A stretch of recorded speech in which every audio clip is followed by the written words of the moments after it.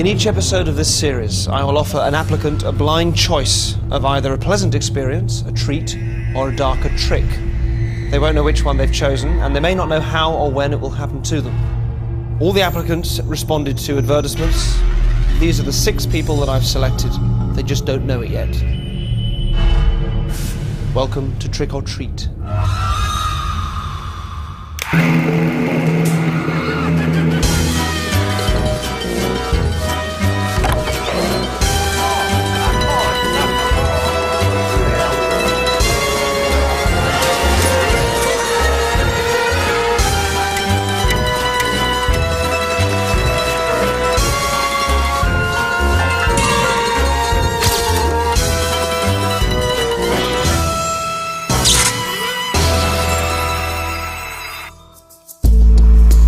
Our applicant tonight is Anne, a 75-year-old lady from North London. She's travelling on the bus, as she does most days, but today we've secretly taken control of the vehicle. We've wired our recorders into the onboard security cameras, and all of the passengers apart from Anne are actors. I don't like takeaways either. I like a pizza, now and again. I do like a pizza. The driver has been told to leave his normal route and drive to a secluded spot where we have more hidden cameras waiting. I'll have a look at her and I'll see her. I won't say anything. Oh, what's going on? Stay where you are.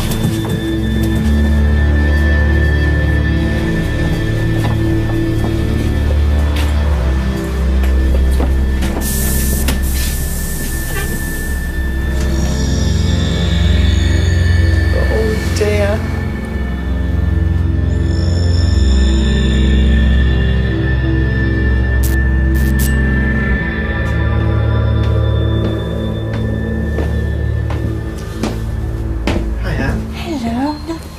Pleased to meet you, dear. Very pleased to meet you. You've applied to come on the show, and we'd love to use you. Really? We'd love to use you on the show. You're picking me, are you? I'm picking you right now. God, now my tummy goes. I'm pleased to hear it. Let me explain how the show works, all right? So listen very carefully. What happens to you on the show depends on your choice of one of these 2 cards here, all right? Now you'll see one of them says trick on it, and one of them says treat. Right. Okay? Now, if you pick the card that says treat, and I'll put them there where you can see them. Yes. If you pick the card that says treat, then what happens to you will be something lovely and something you'll really enjoy. Really? Yeah. Okay. But if you pick the one that says trick, then it won't be. It'll be something a bit horrible. Do you want to play? Yes, please. You do? Excellent. Pleased to hear it. So first of all, I need to get you to sign this, which is your contract. That just allows us to do anything we like with you. You can... Oh... I'm a bit shaky, so you have to... That's all right, no, you shake away. Because that's right. Signed by contributor, that's you just there. Thank you very much indeed, that's lovely. Thank you, Anne. Thank you. Oh, God, what have I done? Okay, let's see what you pick. So, you're going to choose one of these 2, and you're going to choose it just by putting your finger on it just for a second. Excellent. Okay, well, I don't want you to see what you've picked. Okay. So if you face the other way and close your eyes for a second, I'm going to show the camera, but I'm not going to let you see for now. Okay. Thank you, Anne. You can look back now. So that's all for now, and you'll hear from us in the next couple of weeks. Really? Yes. Thank you. See you soon.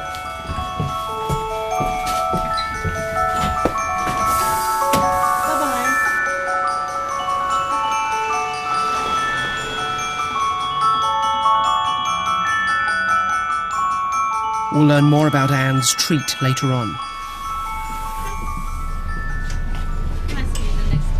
You are. I really thought I was being kidnapped, to be honest. So, despite my winning 3 Olivier Awards and 4 BAFTAs, Madame Tussauds in London still refused to do one of me as if they couldn't melt down Alan Titchmarsh and add a goatee. So, to show them what an asset my presence there would be, I had a go at being a waxwork for a day. So as you stand there, looking at me, and just with the sound of my voice right there in the centre of your head and floating all the way around you, even though you know that it's just a mannequin, just a doll stood there, you can absolutely imagine that feeling coming from your feet, where your feet are at the moment, rooted into the ground. Maybe you find your eyelids growing heavy and wanting to close. and just allowing yourself to drift away, eyes open or eyes closed, it doesn't matter. And as you listen to my voice and stand there quite still, looking at me there, and you wonder maybe if you'll fall over, but you won't fall over, you can stand quite comfortably as your mind just switches off. And it's almost like you become one of the waxworks yourself. And the more you stick, the more you notice how stuck you become. And the more you try in vain to unstick yourself, the more and more that you stick. A relaxed sticking feeling right the way through your arms and your fingertips, right the way down into your feet, rooting them into the floor. Sticking, locking, gluing, gelling, cementing, bonding, fusing and welding tighter and tighter into place as you feel yourself locking rigidly but so comfortably into place like you just switch off. And the more you try to unstick yourself harder and harder, the more you stick and the more you remain in that wonderfully comfortable stuck state as you wonder just how long you could indulge yourself for. And it feels great, doesn't it?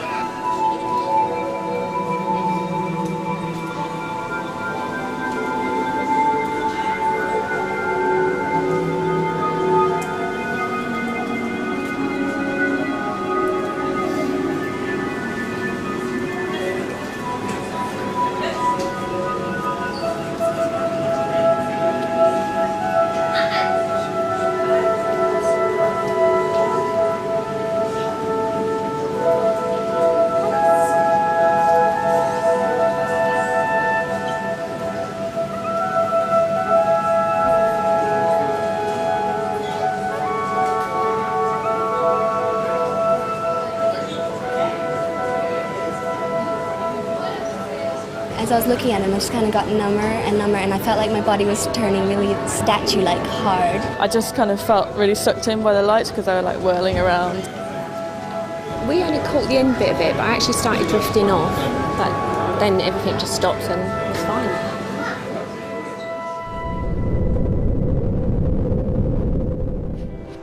It's been 2 weeks since I met Anne on the bus. I've now asked her to meet me at Victoria House in central London.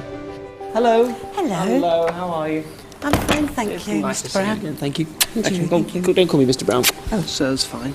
Anne still has no idea of what I have planned for the next week. You play a little bit of cards, is that right? Yes, not anything special. I play brag, rummy, a pontoon. Okay. Just with friends or With just my husband and his friend. Well, a week from now, we're going to enter you in a poker game with some world-class poker players. Oh, no. With the idea that you're going to win quite a lot of money from them. So over the course of the next week... I don't play poker. I know you don't play poker. But you see, if you did play poker, you'd have a way of playing which would get in the way. I'm going to teach you my way of playing. That's a royal flush. Oh, a royal... I teach her the rules of the poker game she'll have to play to world standard next week, namely Texas Hold'em. It's important she doesn't become too stuck on learning the rules at this stage, as they'll get in the way of the psychological techniques I want her to pick up on. Essentially, the structure of the game is sort of fairly simple. The fun starts in terms of how you bet. Players obviously try and keep their cards a secret, so I'm going to teach Anne some skills at telling what card a person is holding. Ace, king, queen, jack... First, I demonstrate by trying to tell her what card she's thinking of. 3, 2, 1. The ability to read physical cues accurately will be invaluable when she's faced with the professional players. I might give that away, so I'd say it's probably the Jack of Spades. Yes. Is that it? Yes. Excellent, okay. So... God. Ace. Using a friend who's a poker enthusiast to help us out, I ask Anne to try and guess the card he's thinking of just by watching and listening to him. And I'm going to go for spades. Can you go for spades? I'm going to go for diamonds. I think it's King of Diamonds. Was that it? Was that it? Okay. I'm never going to do this. Oh, yes, you are. Darren. By the end of this, you'll be able to do this. You'll be able to do this like that. I show her how to create a certain state of mind, one in which she has the confidence to totally believe that she's capable of winning. Your responsiveness and your receptivity opening up. Even though she may not understand this process, it is important that she trusts her instincts, in this case, regarding the first card that comes to mind. I haul in our makeup artist and we start again. 9, 10. Did anything at all occur to you during that or... When she counted 9. Okay, and the suit? Hearts. Hearts. Anywhere close? 8 of diamonds. 8 of diamonds. Okay, close your eyes for me. In your mind, you're going to feel that confidence and that openness. I have Anne refocus and get her to try the exercise again using her heightened receptivity. Jack, queen, king. You got one? What was the card? 5 of diamonds. 5 of diamonds.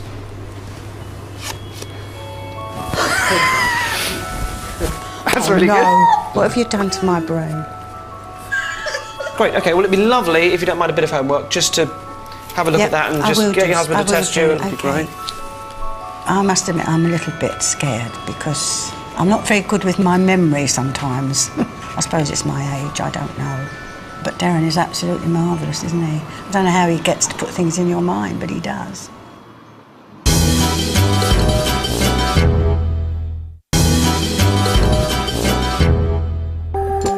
Throughout the week, Anne has been improving her skills by playing a few social games of poker. Unfolding.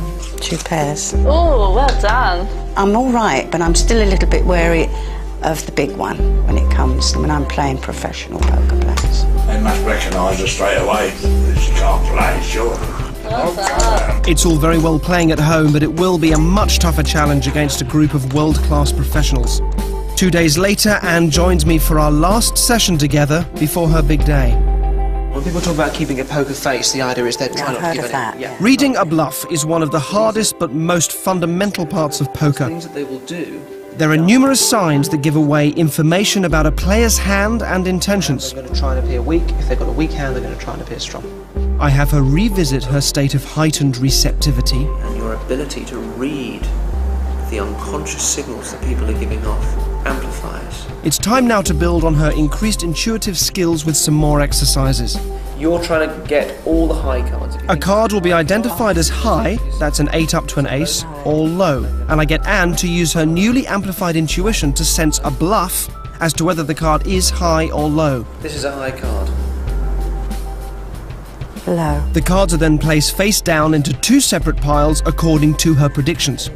This is a high card. To get her used to reading a range of male faces rather than just mine, I have another card enthusiast try to bluff her as well. I'll have that one, I believe you. Okay, let's stop there. So 8 and above, you spread them out on the table. She turns over the piles she believes to be high cards, and she scores pretty much 100%. And these are all low. That's really good. That's very, very good. Despite being confident that Anne has absorbed enough of my skills to compete well in the tournament, I cannot influence the random dealing of cards. So if she gets dealt bad cards on the day, she may still lose. Meanwhile, I'm in Las Vegas, where for some people, poker is an obsession. I pop into a nightclub to chat to some of the locals. I'm Darren. Carolina. Carolina, very good to meet you. And Shannon. Shannon, excellent. And April, very good to meet you. I realise it's a personal question, but if I asked you, is there a belief, either about yourself or about things generally, that you would like to believe more than you do? Something maybe you don't believe, but it'd be useful if you did believe, or... That I could do better in school. I believe that I could get all my homework done. But that image is sort of not quite certain somehow. Is that right? When you look at it, it doesn't sort of feel it doesn't feel solid. Is that maybe, and that makes it not? Yeah. Yeah. A little bit. So difficult to sort of grasp hold of. Doesn't feel solid. Doesn't feel certain. Okay. Now where do you live? Do you live in? I live in Vegas. In Vegas, and so when you think of that, and you think that you live in Vegas, that's solid. All right. So that's a solid picture, and that makes you feel that's definitely live in Vegas. Yeah, that's clear. And the other one is a bit different. Now look, if you take this other image, all right, take the image of you succeeding and doing well, the one that feels a little bit kind of uncertain and difficult, and difficult to grasp. If you move that over here, take the same image of you being able to succeed and lock that into place, which is just there, isn't it? Now when you look at it, does that feel more certain? Yeah, it does. So as you look at it now, that image of you being able to succeed and write your paper, how does it feel when you look at it? Like clear, kind of very sharp and achievable. And achievable.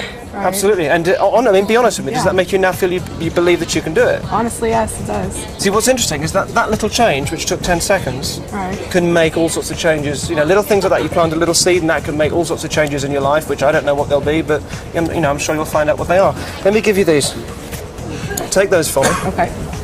Just lay them out for me on there. Excellent. All right, let's move those like that. Will you just tell me what the colours are? Go. Okay. Blue, green, yellow, red. Excellent. Now you've done what everybody does, okay, which is perfectly understandable. Blue, green, yellow, red. They are, of course, the words, the names that we would normally give those colours. In fact, the situation is more complex. I'm sure you know as well as we all do that that's not actually blue. What it is, it's got a colour or a pigment or an ink that the light bounces off, that absorbs most of the light. The rest of the light hits our eyes. That message gets to our brain says, you call that blue. You know, it's just a word we give to that sort of, that light sensation. You know, it's not actually blue. And anyway, who's to say that's blue anyway? Because you've got the weird sort of reflections in the laminate, and one blue could be another person's green. I mean, you wouldn't say it was definitely blue, would you? Well, definitely blue, but it's sort of blue. It's got different colours in it. Yeah. I mean, you could probably see all sorts of other colours in there if you look for long enough. It's not definitely blue, is it? No. No. Okay, excellent. And what about if I said this one here? You said this was yellow. Right. Okay, but again, it's, you know, who's to say it's yellow? I mean, would you say that was definitely yellow? Not really. Not really. Not completely. Definitely. Not completely yellow. I mean, there are all sorts of other colours in there. Yeah. Right. I mean, you might see maybe it could be a little bit orangey. It's quite a warm colour, isn't it? There are lots of other warm colours like, you know, like red or like an orange or something like that. I mean, would you say that was could be red? Could have a bit of red in it, maybe? A little bit. It's, yeah. It's sort of related to that whole area. Yeah. I mean, you could absolutely lock that into place, and you could definitely see that as red, couldn't you? That's red. Yeah. I mean, as a colour. If you looked at that as a colour and you had to name what colour that was, what would you say? I'd say it was red. You say that was red. Cool. And be honest, you know. So these colours are A blue, a green, red, black. excellent. Okay. Did you say you had your car outside? Yeah. Can we just go and have a look at your car? Is that all right? Excellent. Can you follow us, guys? Where was it? It's a Hyundai. It looks just like that black car right there. Looks like the black car just here. Did you say? Yeah. That's my license plate number. Definitely my car. Now it's black, but that's my car. That is your car, but that is the wrong not the colour. right colour. That's right. I see what you mean. So is there a car here that is the right colour? There's a red Hummer over there, but Where's the red Hummer? Through there. Can we see that? There's that red Hummer just there. Yeah. that is my car. But it's who painted it black though? Our best friend thinks her car is black. When it's red. Everybody can see it's red except for her. Yeah, that's pretty odd. The game we've entered Anne into has been sponsored by the international poker magazine Bluff Europe, who are promoters of televised tournaments. The other players know that Anne has been given a crash course in poker, but not by me.